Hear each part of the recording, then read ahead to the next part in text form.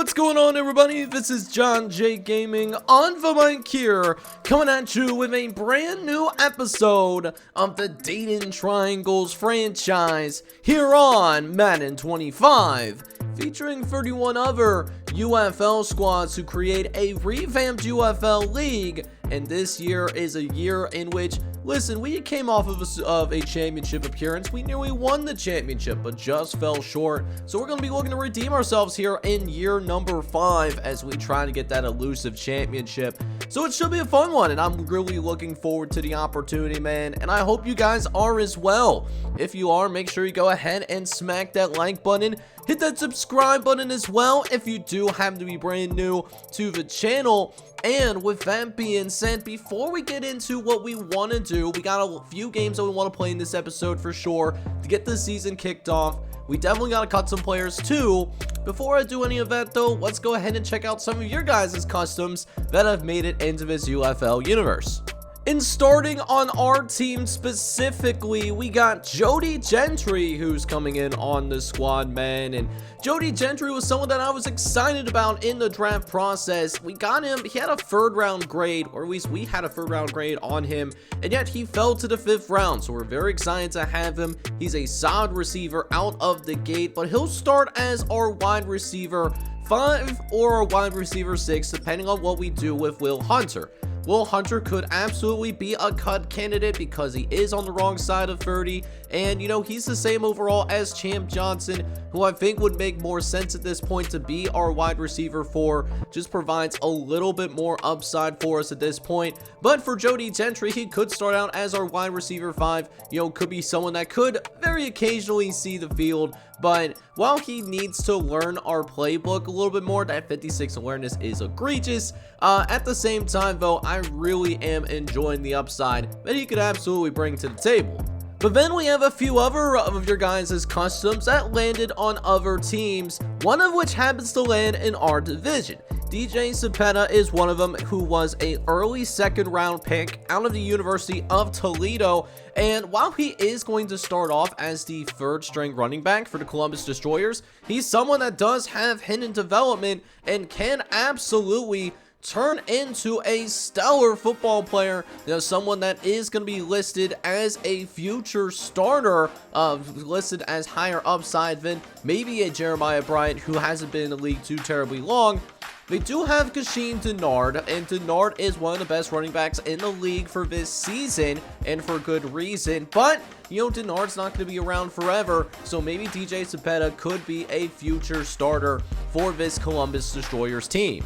As for the Minnesota Blizzard, they do end up picking up William Snyder, who does end up being a 4th round pick. He was the highest selected right guard in the most recent UFL draft, and he has some interesting tools to say the least, but he did break his finger during the preseason. But with that being said, you know, he brings some sound characteristics to the table. He doesn't really excel in any one specific thing, I would say, but William Snyder is in a decent situation because Matt Clancy, who is starting ahead of him, is more of a bridge time player. And so William Snyder does have a chance to possibly start early.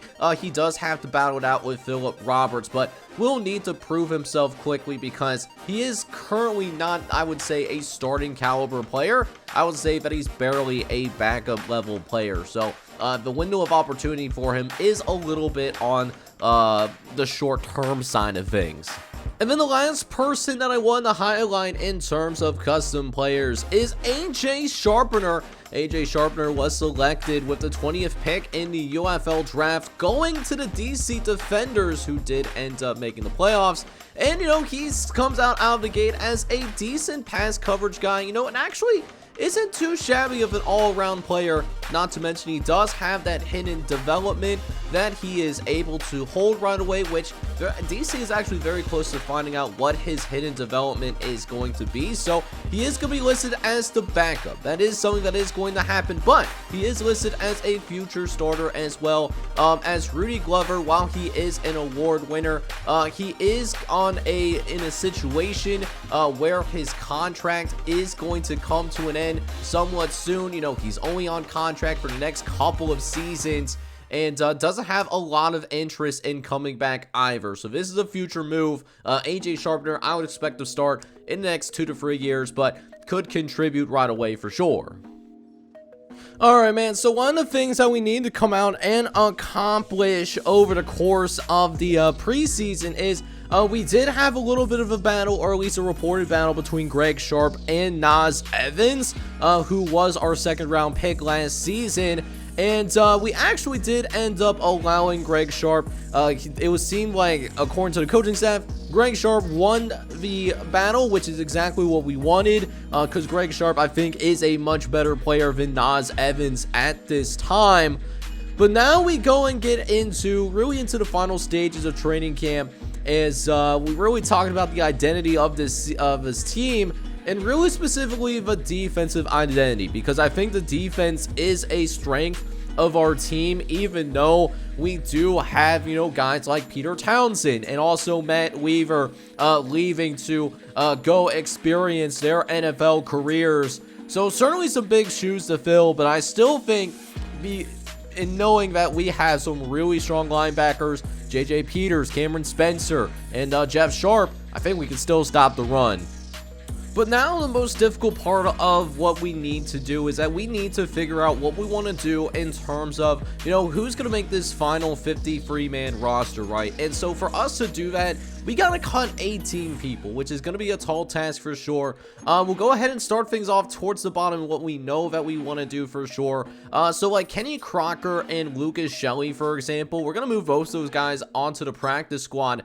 However, Lamar Hayward is 27 years old. He is not getting any younger, and we already have a few outside linebackers anyways. So with that being said, what I am going to do is I'm going to cut Lamar Hayward straight up, because he's not going to get any better. There's no point in putting him on the practice squad. So even though we don't get any additional cap space from that, we are going to let him go because of that.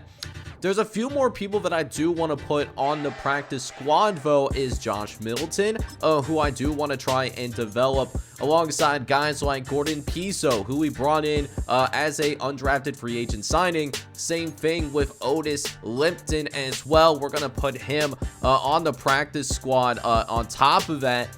Meanwhile, taking a look at some other guys that we want to put on that practice squad, I think Sean Thorne makes a lot of sense, because we do have plenty of depth at that right tackle position, so we'll go ahead and move him.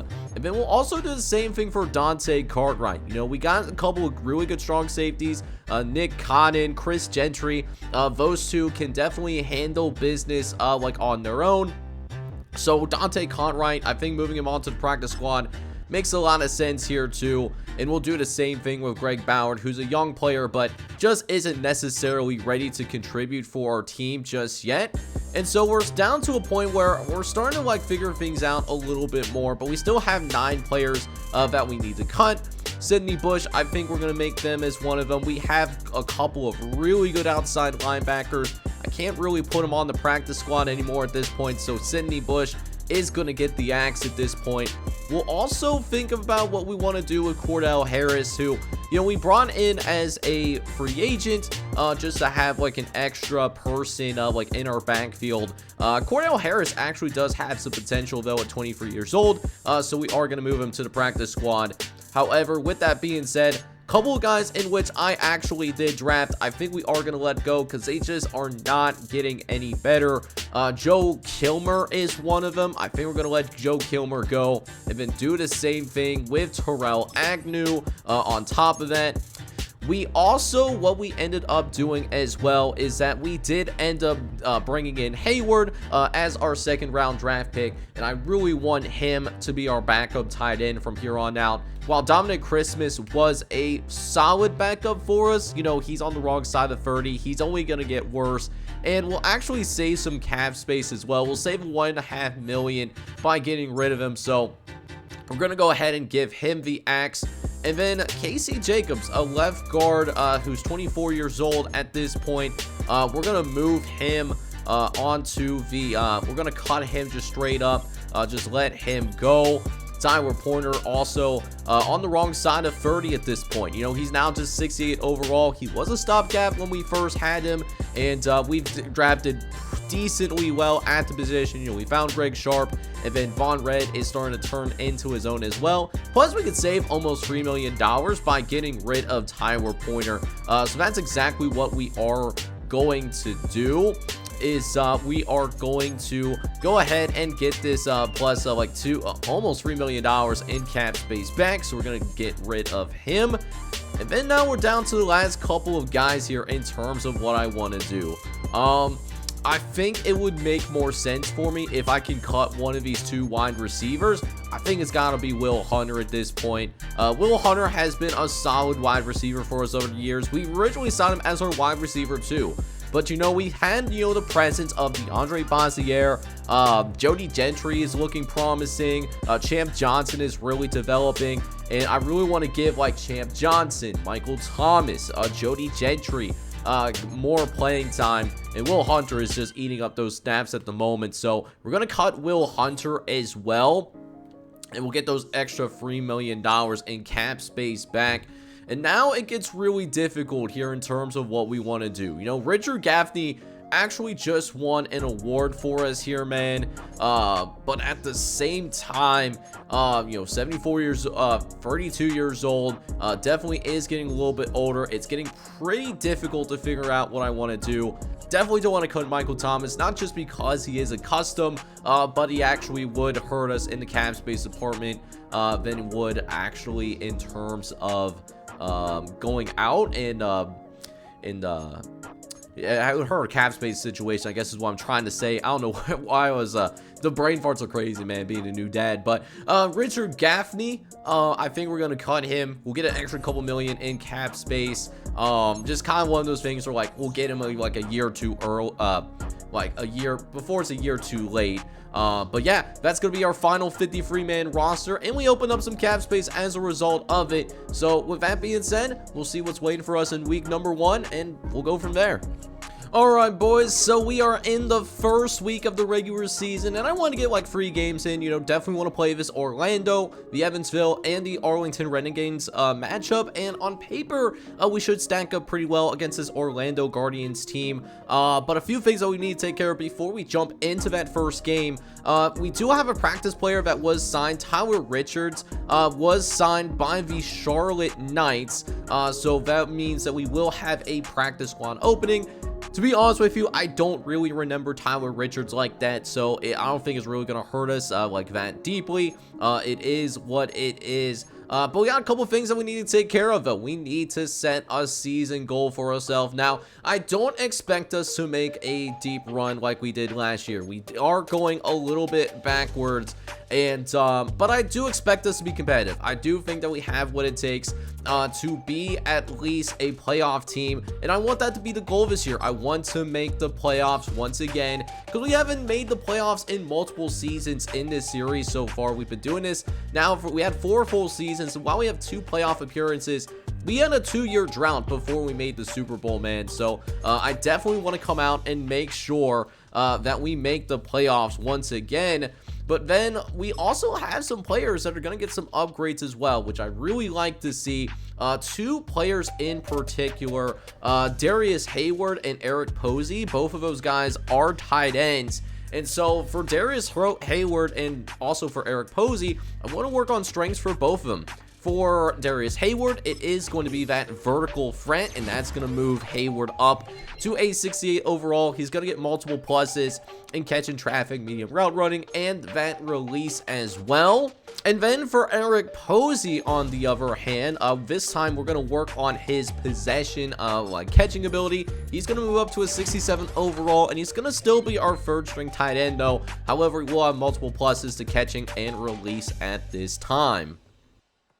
Alright, so one last time, we do find ourselves at the practice field once again, as we get some questions in terms of, you know, what area of our team that we are a little bit worried about this season.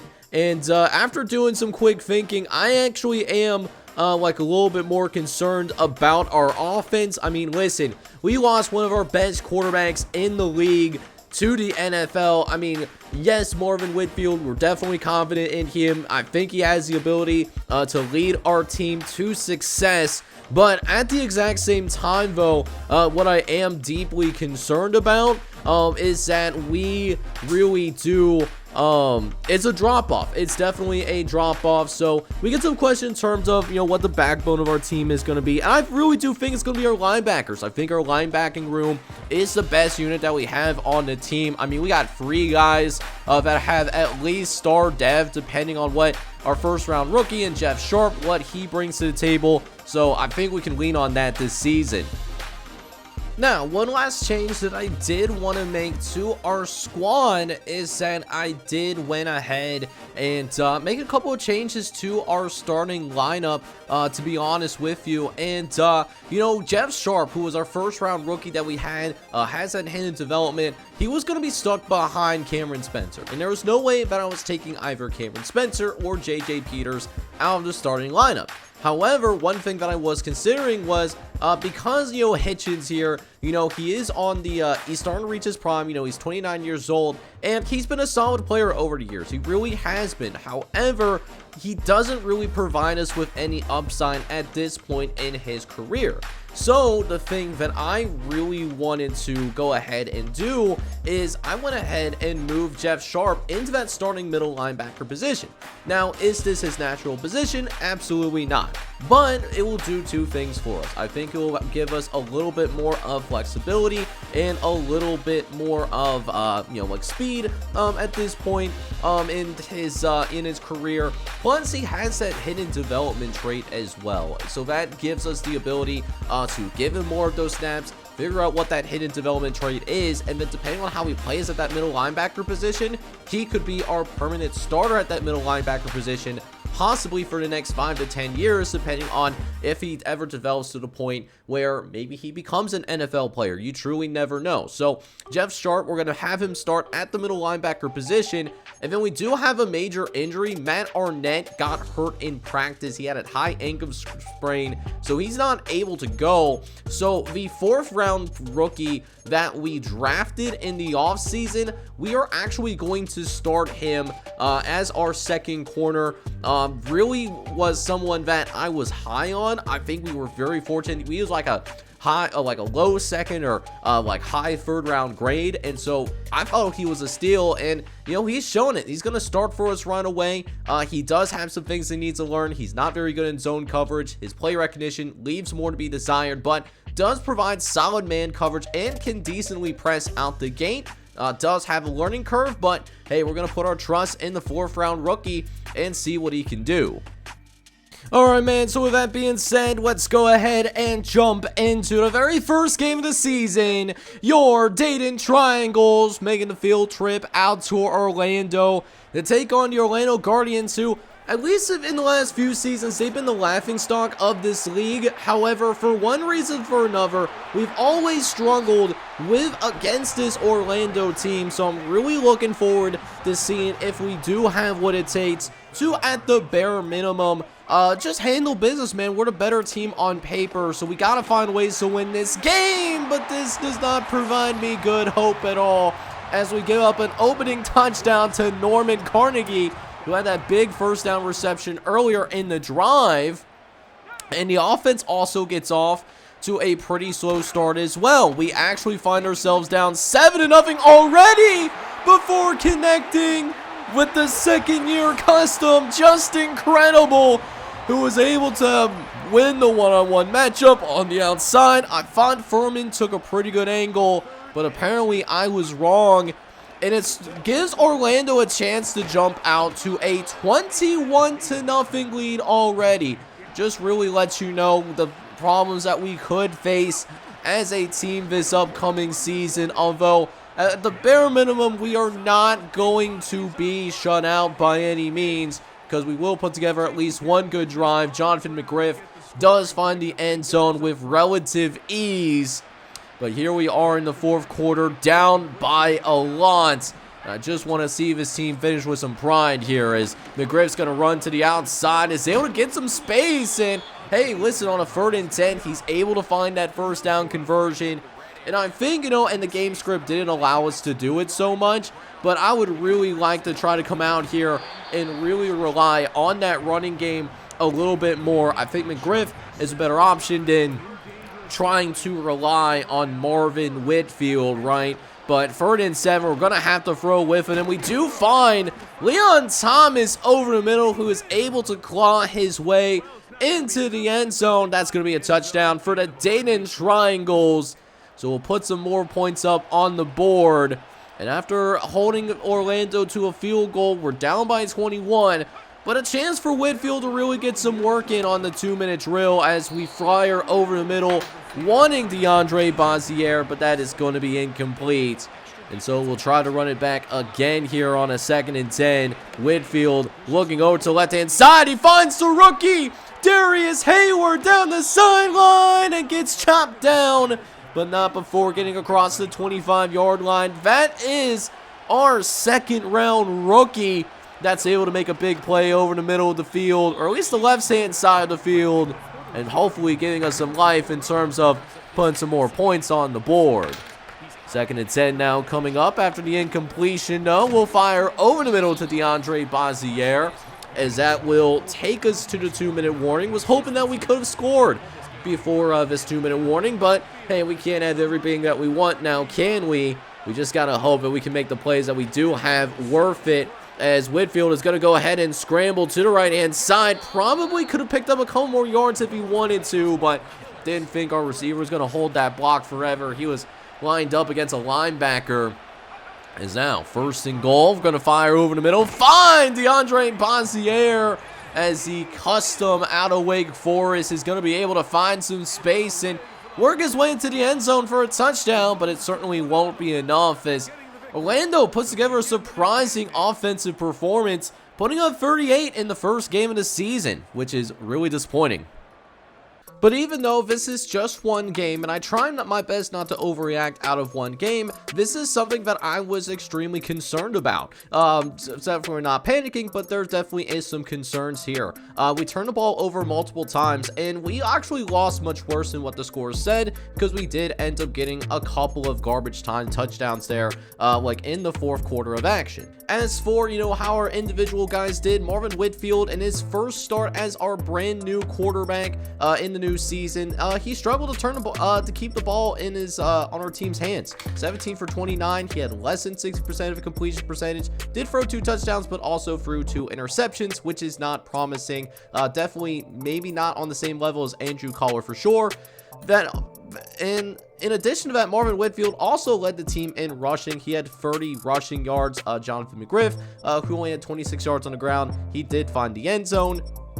DeAndre Bazier was probably our best receiver today. He had 59 yards off of 7 catches and did manage to find the end zone.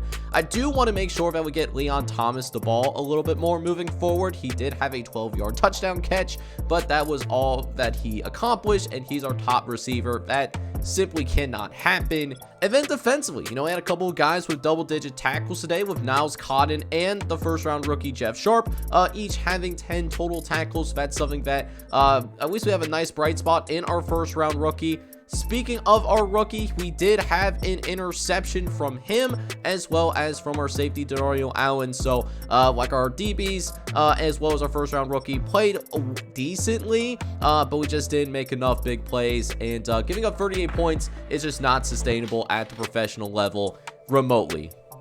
Now, even though we lost, and trust me, we lost kind of badly in this one, it's actually seemed worse than what the score was, as you could probably have told. We did at least get an upgrade for Jeff Sharp, our first-round rookie, and I think what I want to do here is I want to work on his speed rushing.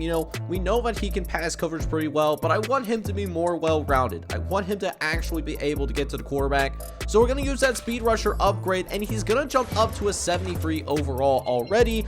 He does get a +2 to tackling, which we think is pretty cool, and he is so much closer for us to figure out what that hidden development trait is, which is something that I definitely wanted to do.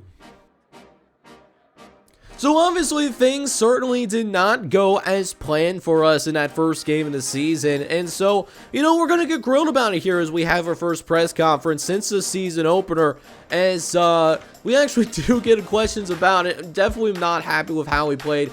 particularly with the defensive side of the ball. So when we were asked which side of the ball struggled more, I definitely thought it was the defense, although our offense took a while to wake up. You just can't give up 35 plus points in this league and expect to win. Like, that is simply not a winning formula for us by any stretch of the imagination, especially with our pass defense. We gave up a lot of big explosive pass plays, and so we're thankful that we will have Matt Arnett back in the starting lineup. But Ty Moody, who is a good player in his own right, he needs to step up and play better. But after the press conference, we do see that one of our backup middle linebackers do get a skill upgrade that we can in fact utilize. So we're going to go ahead and use it here as we want to make him a little bit more well-rounded. You guys know what my philosophy is. We want to go ahead and improve his pass coverage here, and he's going to stay as a 65 overall for right now, but that +4 to man coverage will be helpful in terms of allowing him to cover linebackers and maybe slower wide receivers like out of the backfield as well, to make him a little bit more of a player that we can utilize, give him a little bit more flexibility in that regard. So let's go ahead and see if our boys can go ahead and get it done here in his second game of the season, as the Dayton Triangles will go ahead and we'll have our first home game of the season against our divisional rivals in Evansville. And again, I have some concerns about our defense that, seem to have been newfounded, dating back from our preseason games that we've had in the last episode.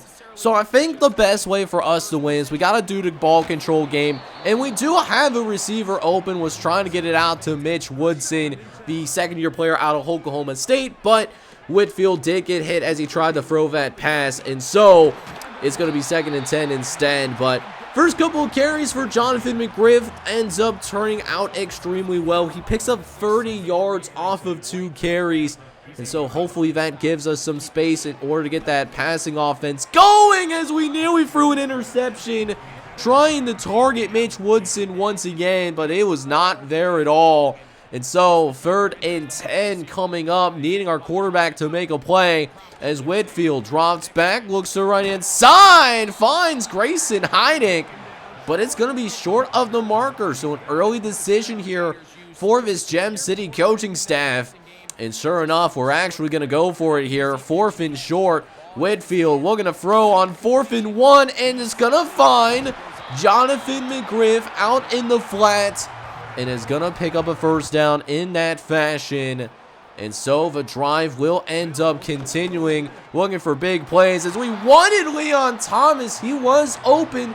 He got behind the defense, but just need to put a little bit more air under that. Whitfield will learn how to better place those balls deep downfield, as we'll throw to the right-hand side, looking for DeAndre Bazier again, but that is going to be incomplete. And so all that work only to lead us down for a field goal is a little bit disappointing. But hey, we have our first lead of the season, although that is going to be made short as Leo Studebaker is able to win the matchup on our first-round rookie, Jeff Sharp, linebacker on a wide receiver. That is always a very difficult matchup to win, and that will certainly no different. Going to be a special player someday, but I mean, it might be a little bit of a learning curve for Jeff Sharp, who is playing outside of his natural position. He is a natural outside linebacker, but we found him. He can set up. He's a better middle linebacker, at least provides us a little bit more upside for the time being. But, you can definitely tell that it could be a longer season for that defensive side of the ball, just lacking superstars outside of, J.J. Peters, as well as, Cameron Spencer as well. Like, we had some dudes on the defensive side of the ball. I just don't know if we have it, here in year number 5. But late in the second quarter, just trying to keep him out of the end zone. And, those inaccurate throws like that certainly help us. But Nick Connon did have some solid coverage there as we force a 2nd and 10. As they'll throw over the middle, and Jeff Spencer, oh, he had the interception in his hand. He had an interception in the opening game that happened outside the gameplay. But almost had an interception there as well.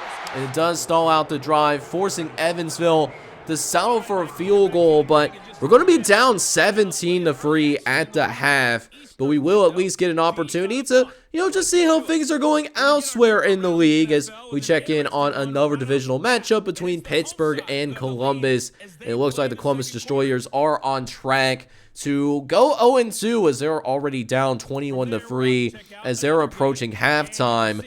Meanwhile, the Memphis Showmokes, who made the playoffs last year, they're taking on the Albany Imperials, and the Imperials are looking good, looking to go 2-0. And then Minnesota Blizzard, who had a top 5 pick, I believe, they're actually up on Michigan. So Minnesota looks to be a much improved team for sure. But going back to our game, though, Whitfield is going to go back to work here, trying to create some space in the red zone, and finds Mitch Woodson on that soft zone pattern that Evansville was trying to show us. That will create a goal line opportunity as Evansville sends the blitz, but we run right by the blitz, and Jonathan McGriff almost finds the end zone there. He's going to be marked short. It looks like about the 1 yard line, although that 1 yard line is it's a little bit of an interesting concept, right? It seems like it's like more like the 1 inch line, and Martin Whitfield is going to run in with relative ease. Nobody even touches him, as that's how Marvin Whitfield is going to score. And that's really one positive that we have compared to Andrew Collar. We feel like we do have a little bit more of a mobile quarterback. So it's just a matter of trying to figure out how to utilize that mobility a little bit better. But unfortunately, those offensive plays were really far in between, right? As we just could not find a way to get that offensive consistency, which is why we find ourselves down by 10 with a few minutes left to play. So, first and goal from the 9 yard line. Gonna look over to right hand side, and it is in fact going to be a lock-in touchdown for this Evansville Thunderbird squad. They find Isaiah Lake in the soft zone in our coverage.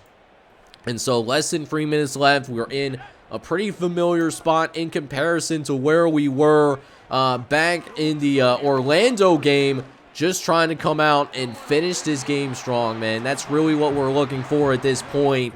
Because we certainly didn't do enough to win. I'm going to keep it real with you. We definitely did not do enough to win. But, Grayson Heineck, is able to at least make a good play. He's going to get out of bounds, have that state of mind.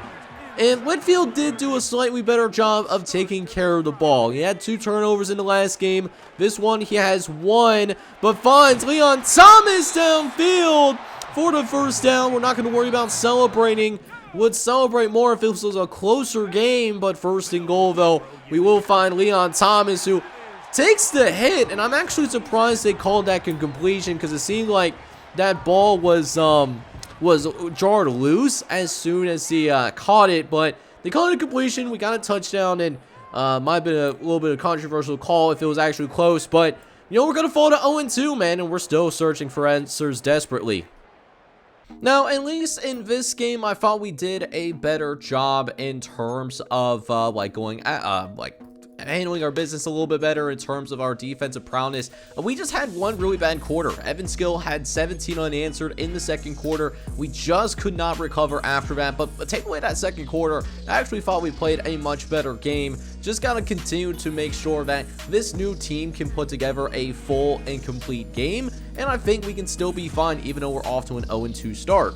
Now, Marvin Whitfield did once again struggle a little bit. He was 16 for 29 with 191 yards, a touchdown. Did throw an interception yet again, so he does kind of had that gunslinger mentality. Just got to make sure that, we get more of those positives out of that gunslinger mentality and try to limit those turnovers as much as possible. I did think that we did a much better job of establishing the run a little bit more, as Jonathan McGriff does run a little bit more effectively, had more than 5 yards to carry in this matchup, and Marvin Whitfield was actually able to get a rushing touchdown down by the red zone. I think that is a positive with him. He is more mobile, so I think that could be utilized more often because his arm is not on the same level as Andrew Collars, who's now in the NFL. But Grayson Heineck also comes down, and he put together a pretty good game for us today. 5 catches, 79 yards. Leon Thomas did catch the only touchdown from us today with 52 yards and a touchdown. He had 5 catches as well. but no one else of note here from this group. Defensively, I thought the defense was a little bit better, but definitely want to make sure that we continue to improve on this side of the ball with a couple of stars now going to the NFL. It was definitely going to be a little bit of a rebuilding project. Matt Arnett and our first round rookie Jeff Sharp did come out with 6 total tackles apiece, followed by Niles Cotton, Von Red, Paul Hitchens, who did step in a little bit more after Cameron Spencer injury, and then Jamon Braunley, our free agent acquisition. They all had 5 total tackles. We also do a better job of getting to the quarterback. We actually were able to get a couple of sacks today. Greg Sharp had 1.5 sacks, and then Von Red was able to help with half a sack as well. But we did not force any turnovers, unlike in the first game when we were able to get a couple of interceptions. But after the game, though, we do get an upgrade for one of our defensive linemen in Von Red, who we did draft in in day 2 of the the UFL draft a few years ago. He's turning into a fine player. He's turning into a decent starter, and so we're continuing to build towards that there, right? It's gonna get him that speed rusher upgrade, as his actual overall doesn't change. His natural overall, I think, goes up by 1, but he does get a +5 to block shed, which is really good, in addition to a +2 awareness and a +2 in finesse. So some very nice things happening for Von Red.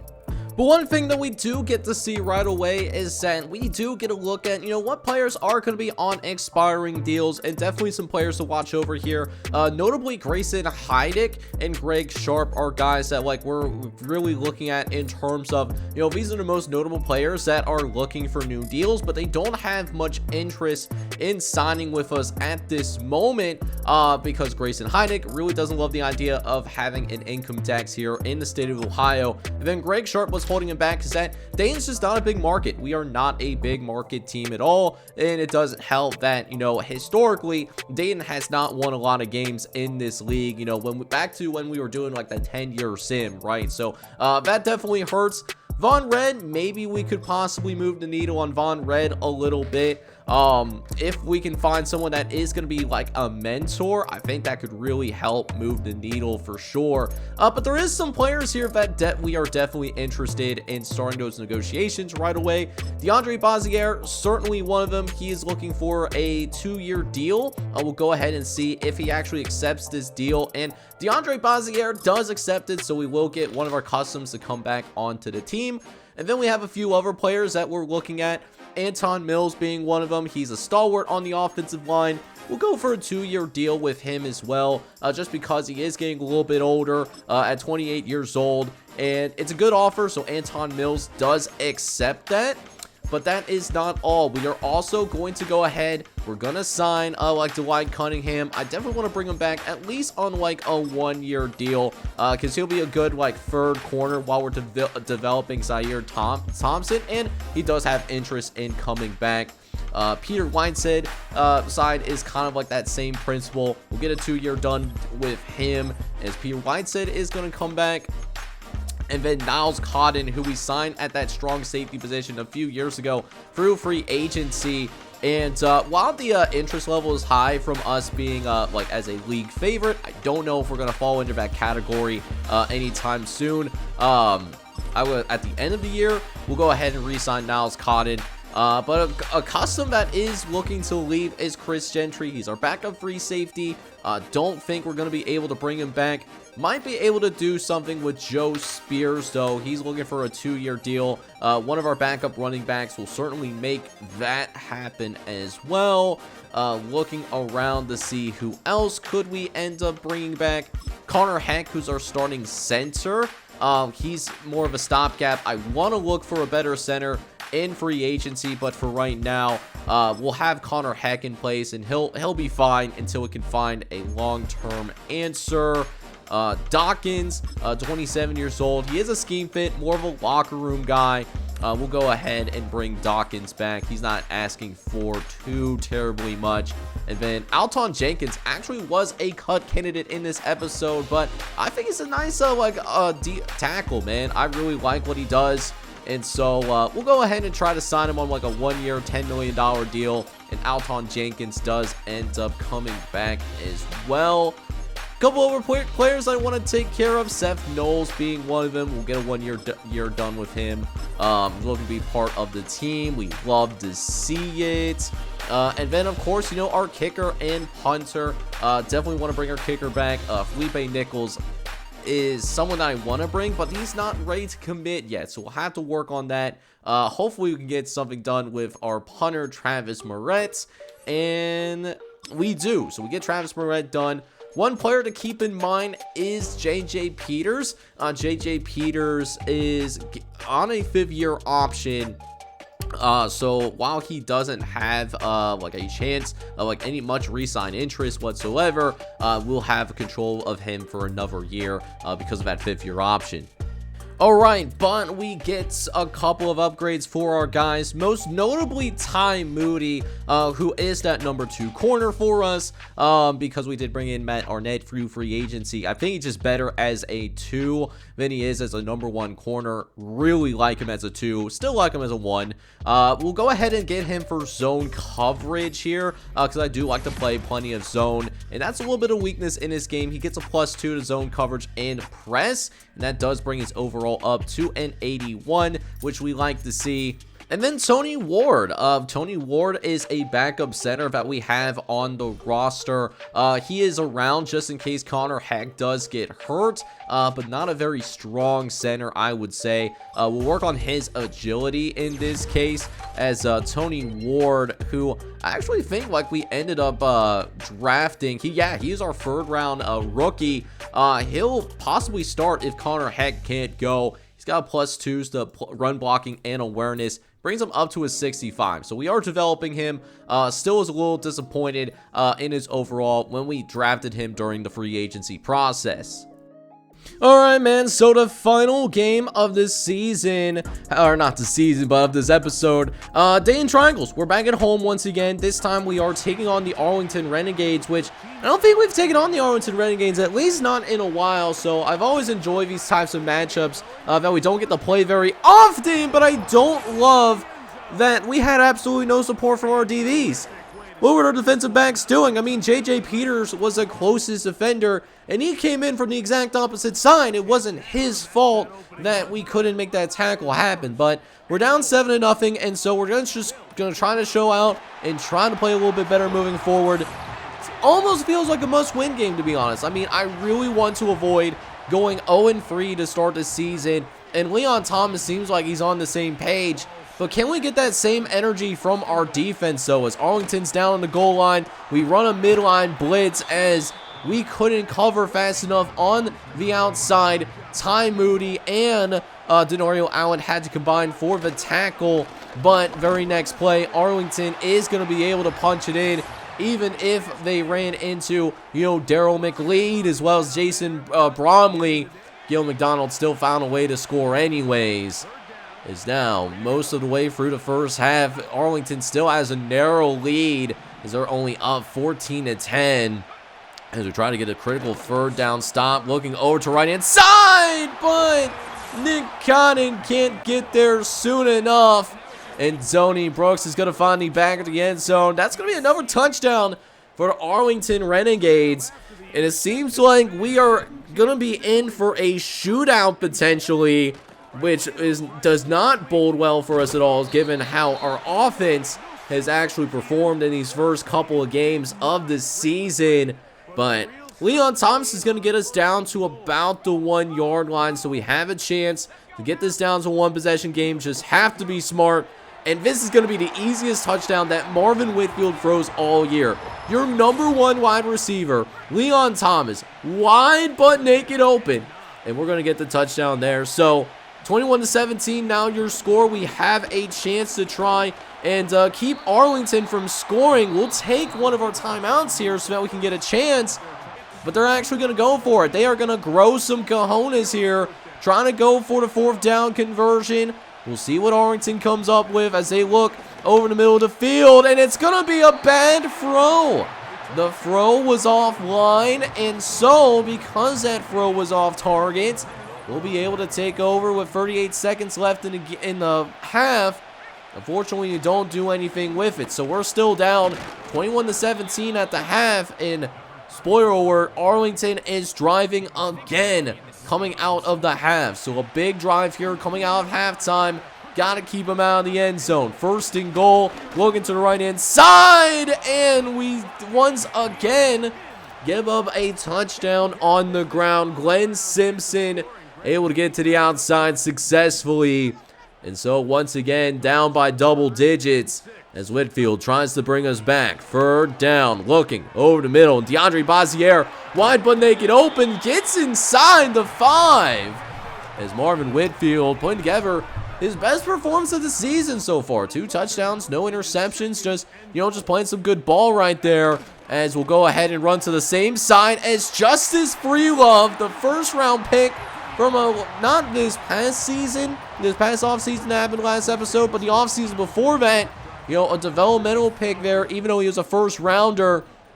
And, he looked good on that particular block, man. That's a future starter for us at left tackle. For now, Alton Jenkins is going to be holding us down there at left tackle. Probably could see him as soon as next season, more consistently for those that have been following the career of Justin Freelove. But hey, man, we're down by 6, but we have a chance to take the lead. And Jonathan McGriff is going to fight his way into the end zone, fighting off 2 defenders. And it doesn't even matter. McGriff is going to score. But we failed to get the 2-point conversion. So that means we are, in fact, vulnerable to giving up the winning or losing by a field goal. We'll see what not Albany, but Arlington does. Although I don't love what just happened there. Now, we do get bailed out by the fact that there was an injury timeout on one of the offensive linemen. But on the same time, though, really relying on our defense to hold things together. Trying to hold on to those timeouts as long as possible. And sure enough, we will at least use a timeout here. We got 1:10 left. Couple of timeouts. They will make the field goal. What's a Marvin Whitfield legacy drive right here? Can he lead us to our first win of the season? Whitfield fires over the middle and finds Leon Thomas. He's going to nearly pick up the first down, but we'll use one of our timeouts. That means we'll only have 1 timeout remaining. Now, 2nd and 1 coming up as Whitfield again drops from under center, fires quickly to the right-hand side. He'll find the star tight end, Grayson Heidick, for a nice first down to get them into the 50-yard line. But listen, all we got to do is pick up 1 more first down and we're good. But we want more than that as we had an open DeAndre Bazier. But we overshot him. That could have been a huge play to set up the game-winning field goal. But instead, we're right back to where we started, 3rd and long coming up. What can Marvin Whitfield do? Can he find the right receiver? Whitfield dropping back, looks around, fires to the left-hand side, has Leon Thomas open with that big body of his, but he overshots him too. So that's 2 misfires on the same drive, and now 4th and 10, you gotta go for it. Whitfield dropping back, he's gonna try to run for the first down, can't get there. He's gonna be 1 yard shy, and that is all she's gonna write. The Dayton Triangles again dropping another game, and we lose 34-32. And that means after nearly winning the championship last year, we're starting this year out 0-3. Alright boys, so this was a hard-fought game, and yet it just didn't matter for us. We end up finding a way to lose this one late. We lose 34-32. This is a tough pill to swallow, man. Seeing as we were a team that was just moments away from winning the championship last season, we are clearly not that same caliber of team, at least on the defensive side of the ball, giving up 30+ yet again. And this time, you can't even blame it on Marvin Whitfield. He was actually very clean with the ball security this time around. Did not throw a single interception, which is the first time in his career that he's done that, ironically. Still needs to be more efficient, less than 6% of completion percentage, but 261 and 2 touchdowns is a pretty good number to work with. Jonathan McGriff also was able to find the end zone on the ground. He did have 44 yards rushing. Marvin Whitfield did have a fumble that he did lose, which I completely forgot about. But then Heath Whitehead, the third-year player out of Cal, ends up with just 1 carry, but making the most of it in terms of finding the end zone. Leon Thomas, however, had a massive day today. He had 8 catches for 83 yards and 2 touchdowns in this ball game. Grayson Heineck did pretty well. He had 7 for 72. And then Mitch Woodson put together a nice performance. Second-year player out of Oklahoma State. That's a few nice catches for us, like in the simulation. And then DeAndre Bazier made a few grabs as well. I am disappointed to see where our defense is at this point of the year, because going from one of the best defenses to one of the worst in one offseason, that hurts. Matt Arnett, our free agent acquisition, did lead the team in tackles, but he was probably giving up plenty of catches, which you don't love that. Cameron Spencer and Jeff Sharp, the first round rookie, did both had 7 tackles each. Did get a little bit of pressure today. Greg Sharp was able to get a sack, and then Von Red was also able to get a sack as well. Ty Mooney, our number 2 corner, who we brought in through free agency a couple of years ago, he actually was able to get an interception. He had 16 yards on the return. That was the only turnover that we forced. But guys, we got a lot of things to figure out on this defensive side of the ball if we want to be a playoff team once again. But even though we lose our 3rd consecutive game, some of the younger players on our roster do, at the very least, get an upgrade that we can utilize. So Barry Altman, for example, we're going to work on his agility, and because of that upgrade, he is going to become an 82 overall and get some significant boosts too, +4 to awareness, and then +2 to impact blocking and run blocking as well. We absolutely love to see that turning into a very productive first round pick that we drafted a few years ago. And then also Heath Whitehead, our running back that we drafted in the 2nd round a couple years ago, he gets an upgrade as well, and he did have a touchdown in this one at the very least. Want to get that receiving back upgrade going for him, get him on the field a little bit more. I want him to be our primary backup, and the +2 to catching and spin move should help out with that kind of help in terms of getting him on the field more often. Alright guys, so we dug ourselves in a hole here in these first few weeks of the season, losing our first 3 games. This is not where I wanted to be at this point in the year, but this is where we are, and if we want to get ourselves out of this hole that we're in, we got to start things out here in the next episode, where we will have a Monday night primetime game against the Boston Mariners, who we beat in the playoffs last season. And we'll need to use that as a springboard to get our first win of year number 5. So here's the hoping that we can come out and get it done. But with that being said, I hope you guys enjoyed this episode, man, even though it ends in 3 straight losses for your Dayton Triangles. And if you did, make sure you go ahead and do a few things for me. Hit that like button, and then hit that subscribe button as well if you do have to be brand new to the channel. This is John J. Gaming on the mic signing off. Hope you guys are all out there having a good one. Take care, everybody.